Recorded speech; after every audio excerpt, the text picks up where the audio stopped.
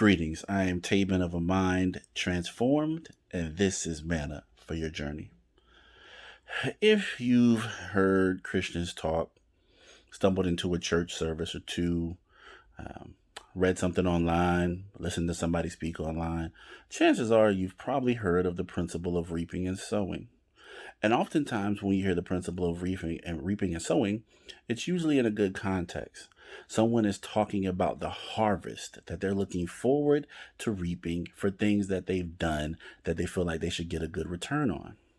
And that's true. That is the principle of reaping and sowing.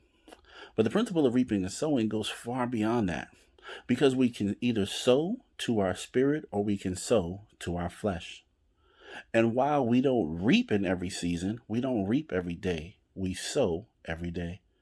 Every day we wake up, we open our eyes, we start our day, we are sowing. Whether that's in interactions with other people, the words that we speak, the things that we say, everything that we do that day, we are sowing. We're either sowing to the spirit or we're sowing to the flesh, but we are sowing every day. And there will be a harvest based on what we sowed. The Bible tells us in Galatians 6 and 7, do not be deceived. God is not mocked. Whatever a man sows, he shall reap. Matthew 7 and 12 tells us to treat others as we're going to be treated. Do unto others as you would have them do to you was the way that it was said before. Basically, treat people the way you are going to be treated. The Bible also tells us that if you've done it to the least of these, you've done it unto me. That's also in Matthew. Have you ever had someone talk about an interaction they had with another person and they talk about how unfairly they were treated or they didn't do anything wrong or why would that person say that to them? They've never done something wrong to that person. Why would they treat them that way? Oftentimes, situations like that and many others, people can find the answers if they just Lamentations 3 and 40 their life. Let us search out and examine our own ways and then return to the Lord. Have you ever went to a restaurant, been out to eat with a person, or witnessed someone who didn't like their order? There's something wrong with their order. Not that it was the wrong order, but that their food, they didn't like the way it was seasoned. They didn't like the way it tasted. They had a problem with the food they were served.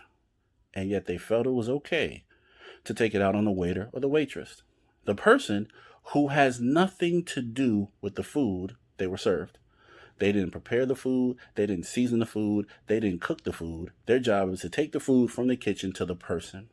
And yet they feel as if it's okay to have an attitude with that person or go off on that person because they're unhappy with the food that they received. Now, one, I make a mental note, never go out to eat with those people. And two, I always think to myself, did you want the waiter or the waitress to taste your food before they brought it out to you? And even if they did taste it first, maybe they have different tastes and they would have thought it was good and brought it out to you anyway. What would you want them to do in that situation? The seed that is sown, though, is that person says, it is okay for people to go off on me with things that I cannot control and I had nothing to do with whatsoever. That's the seed that gets planted. And God is not mocked. When you have people that want to go off on people who either had nothing to do with the situation, and those in the service industry, customer service, are easy targets. The people that answer the phones in customer service aren't the ones that set policy. They don't make the rules. They get paid to tell the customers what they are told to enforce the rules. And yet, people, men and women of God, feel it's okay to treat them however they want. And for a lot of people, those are considered the least of these. The least of these changes from person to person. What may be the least I consider will be different from what the least that you consider. But the Bible is clear. However we treat the least of these, we treated God. And so when people want to go off on people like that, what they are saying is, it's okay for people to go off on me for things that I have nothing to do with and I couldn't change or impact whatsoever.